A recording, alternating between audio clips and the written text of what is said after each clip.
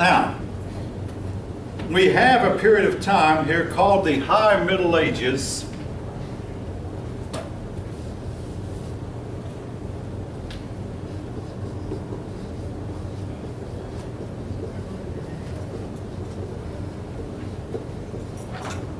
The High Middle Ages was a time of general prosperity for Europeans.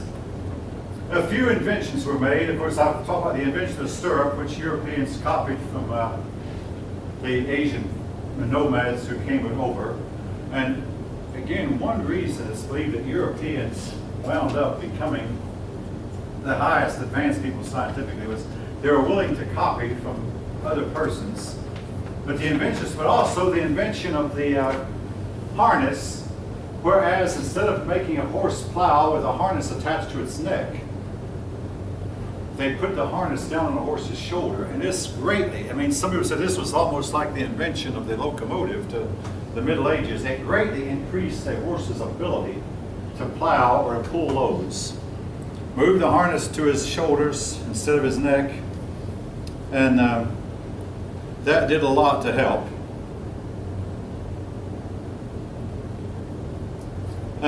But it was a time, all right, here's what I think of the High Middle Ages, folk. It is believed by many people, myself included, the climate was really warm. So warm that when Leif Erikson came to Nova Scotia, a certain species of grapes grew. We now know that this same species of grapes will grow no farther north in the state of New Jersey, but in his day it could grow hundreds of miles farther north, as far north as Nova Scotia. But from the way he described the grapes, we're pretty certain that the climate was a whole lot warmer. And in fact, the climate was so hot that we have not achieved the same level of heat yet. Now, we talk a lot about global warming, but I wish somebody would explain to me sometime.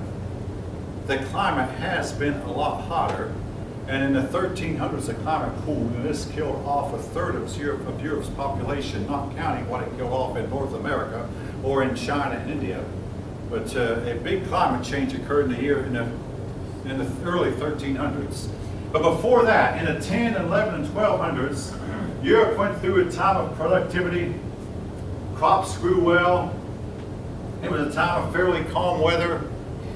Europeans began to cooperate with each other. And what they would do when it came plowing time, each neighborhood would get together. This farmer would say, I'll loan you my horse, so I'll loan you my horse. They'd all loan each other their horses and attach about 12 horses to a plow. And then they could plow, like I say, in long, long strips. So one day they'd plow Farmer Jake over here, and the next day they'd plow maybe Farmer James, and the next day after that Farmer John, and so on and so forth. The next day after that Farmer Stephen. But they would loan each other horses to where they could plow each of their farms. And they began to develop a spirit of cooperation among them. Now this was not to last, unfortunately.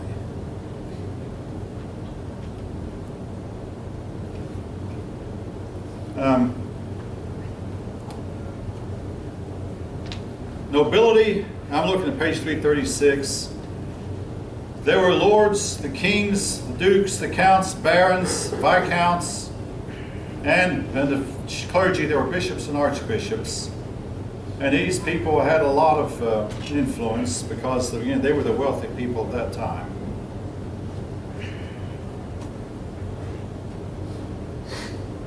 They developed a concept among them called chivalry, particularly among the nobles. Now, the word noble has come to mean an extremely good person, but the nobles would oftentimes try to separate themselves from the commoners by saying, we have better codes of conduct than you do. And one of these codes of conduct was chivalry.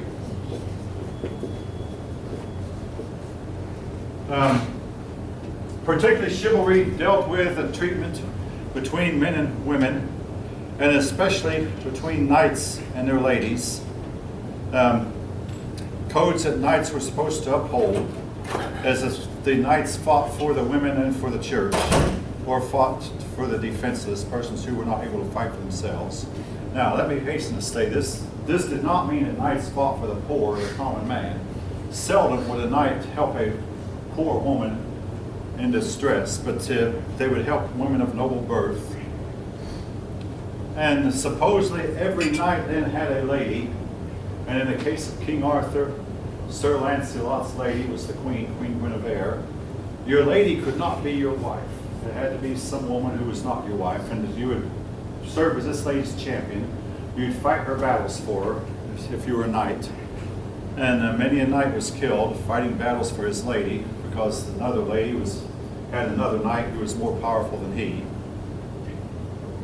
And also the relationship between the knight and his lady was supposed to be platonic. Much, much too often this broke down to where it led to adultery instead of a platonic relationship. But it wasn't your wife. Yeah, that's right. And the knight's lady could never be his wife. He had to pick some other woman who was not his wife to be like his lady, who he'd fight her battles for. But she was supposed to stay faithful to him. He was supposed to remain faithful to his wife. And the relation between knight and lady was supposed to be platonic. Yeah. Again, much too often it broke down. As in the case of Lancelot and Guinevere, the platonic relationship that was supposed to be there broke down.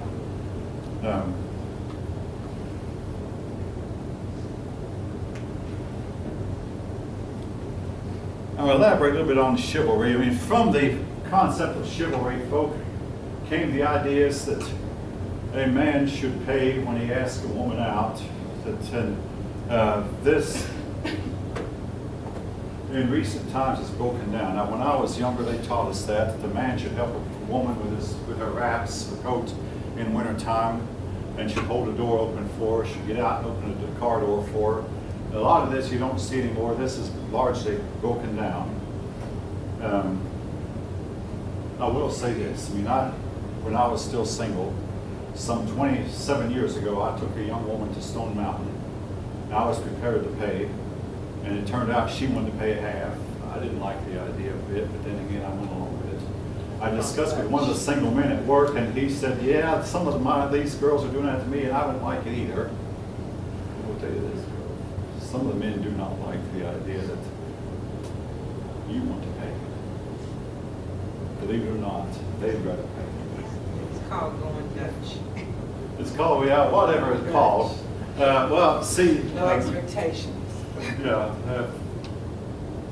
Back For whatever reason, folk, I don't know if I want to get into it. Some of the women, who again, started insisting that they pay their own way. And again, the last account I had, this woman I took to Stone Mountain who insisted on paying her. The last account I had of her, she had never married. But that isn't married. Folk, I'm still old-fashioned in that regard.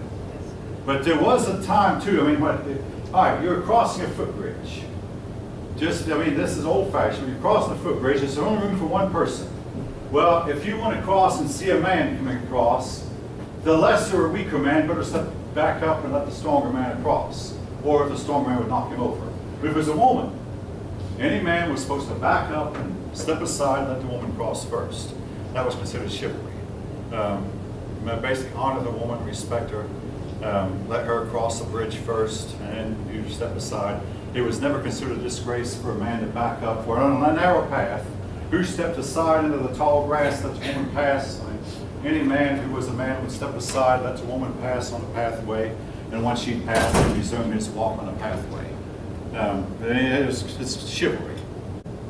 Women could legally own property, and oftentimes it was, even among the nobility, the woman was called to manage a household, especially when her husband was away fighting. And this became especially true during the Crusades, when a lot of the men of Europe went to the Holy Land to fight for the Holy Land. A lot of what was left behind in Europe were women, and the women were expected to manage the affairs of the household, keep up the estate, manage the servants, manage the serfs.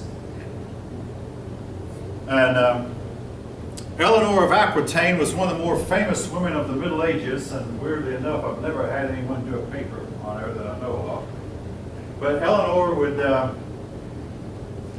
she inherited her father's dukedom because she was the only child he had. Her father died when Eleanor was still young. In fact, her father died young. Her father was Duke of Aquitaine, so when Eleanor died, she became the Duchess of Aquitaine. And she married the King of France first, and later married the King of England. All right, yeah, I'm going to tell more about Eleanor. I mean, okay. In the case of Eleanor, she married the King of France, and she took 50 women with her on the Second Crusade. The Second Crusade was a flop, but she complained and she said, I thought I'd married a king, but here I found out I married a monk. Her husband had actually initially been a monk because he had an older brother. The older brother was to inherit the throne, but then when the older brother died, they called Louis VII from the monastery. But Louis VII never got over the fact that he actually, hey, you're king now, you're not monk. But anyway, Eleanor finally wound up having one affair after another while she was on this trip with these thousands of men and only 50 women among the 1,000 men. Her husband finally divorced her on the grounds of an affair with her uncle. Folks, I mean, if this sounds gross, I'm sorry, but this is the way the story comes down. Well, Eleanor then went back to her duchy in Aquitaine, and she married Henry of Anjou, who became Henry the King of England. Now, one of the reasons her husband had divorced her was she only produced female children, produced girl babies, and never produced a male heir. Her husband wanted a male heir. Now, from what we now know about heredity, it's the man who determines this gender of the offspring, not the woman. But in those days, if a woman did not produce a male heir, they blamed the woman, and it was grounds for her husband to divorce her. So her husband divorced her partly on the grounds that she had failed to produce a male heir. But once she married Henry, she produced 4 male children. Their names, among others, were Richard and John, who became kings. Another one named Geoffrey, and I forget the fourth one's name, but she had 4 sons. And she became the Queen of England for a time. She lived to be in her 80s, in spite of having led somewhat of a rough life as a youngster. But she was a wife of 2 kings and a mother of 2 others. She lived long enough to see both 2 of her sons, Richard and John, take over the throne of England.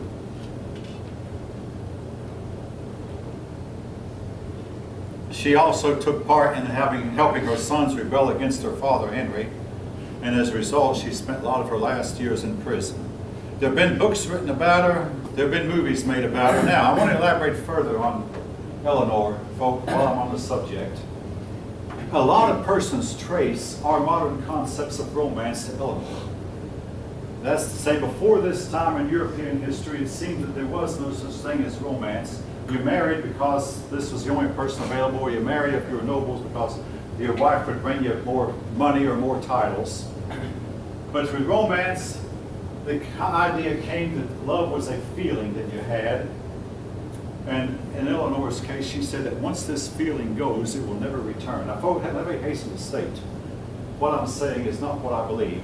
But Eleanor's ideas were passed down and became part of the Paris scene later. And then it's said that Eleanor's ideas were passed on to the Hollywood scene that we see in the United States today, where a lot of Hollywood stars would jump from one partner to another, again, as their feelings direct. And again, supposing once the feeling leaves, it's over. The feeling will never come back. So you go find somebody who excites you and live with that person a while until the feeling for that person leaves, and jump around from one partner to another as your moods and emotions direct. And again, a lot of persons trace this back to Eleanor, who lived that kind of life. Now, and then a lot of your kings and queens and nobility and living around Paris were to copy that down through the ages. Again, if any of you want to comment, you're welcome to. It's not the type of life I recommend, but it's a life that a lot of us at least read about, see a lot of it in the tabloids. I mean, as you're checking out to supermarkets, grocery stores, you see the tabloid where this person is accused of that and that person accused of something else. All kinds of stuff that goes on in American tabloids, and some of it might eventually prove to be true. I mean, including the story that the president's marriage is really on the rocks. Again, that's not in the official news, that's just in tabloids. You might see tabloids to that effect. if you're checking out the supermarket. Any of you know what I'm talking about? I mean, yeah. Okay. All right. Now, this part next is really very important. Medieval Europe was mostly agrarian and rural. In other words, each little castle was self-sufficient. They had all the wool they needed for the sheep nearby. But let's face it, to develop an advanced society, you must have trade, you must have commerce, because there's no one place on earth that has everything you need to make a complex product, such as an automobile or a digital watch or a digital computer. There's no one place on earth that has it all. So to get what you need, you have to have trade and industry. And eventually this came back to Europe. And with very little money, the trade was sometimes by money, but sometimes also by barter. Barter is where you trade an item for another item without money being involved. This, by the way, barter trade sometimes goes on between nations. The nation will get together another nation and trade so much of your product or so much of theirs, again, without money being involved. But trade and commerce, and of course, to make something like an automobile, which they did not have, you have to have cities. You have to have a whole lot of people living in close quarters. So the cities slowly began to rise up into prominence, and people slowly and gradually began to move from the city, from the countryside to the city. The process of moving to the countryside is called urbanization. Urban means city, rural means country.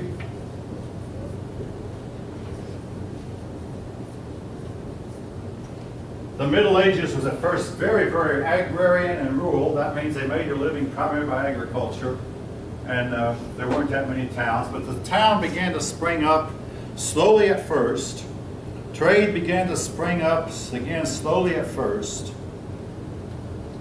Eventually, Europeans began to trade with more distant neighbors, began to trade with people across the Mediterranean. It has been said that Charlemagne ordered an organ from somewhere in Iraq to be sent to France. Other stories have said this is not true, that Europe did not have any such musical instruments, but eventually Europe was able to put together musical instruments such as the organ. The Europeans did have the trumpet, but it didn't have valves. Again, those of you know anything about music, they had stringed instruments, trumpets, but organs, they were to come later. Again, it takes a lot to build one. The old-fashioned pipe organ that you pump with your feet. Again, if any of you know what I'm talking about now. Pump it with your feet, and as you pump it, you play with a key with the notes. And sometimes the tubes, the big, deep bass tubes, would go all the way around the walls of generally the church building they're in. But these were the old-time organs before the invention of electronics, and we learned how to make sounds with electronics. Again, the Europeans began exchanging trade with across the seas with the Mediterranean world. This led to a certain type of commercialism that you had not seen before.